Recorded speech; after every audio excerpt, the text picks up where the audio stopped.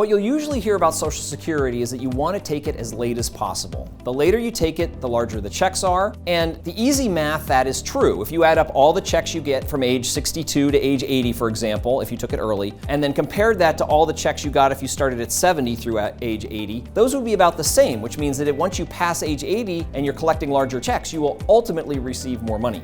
That may not always be the case though, because what you're not taking into consideration is what your other assets are doing. Because if you aren't receiving Social Security, you have to be drawing your cash flows from somewhere else. If where you're drawing it from has a high rate of return, you might be better off taking Social Security and letting those assets grow. If those assets are coming from an IRA, for example, which is fully taxable, that could also be detrimental to you because Social Security is taxed favorably.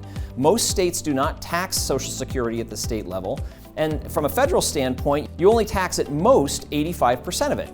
So you really want to run numbers and actually run a comprehensive cash flow analysis to see what your true crossover point is, where those two things break even.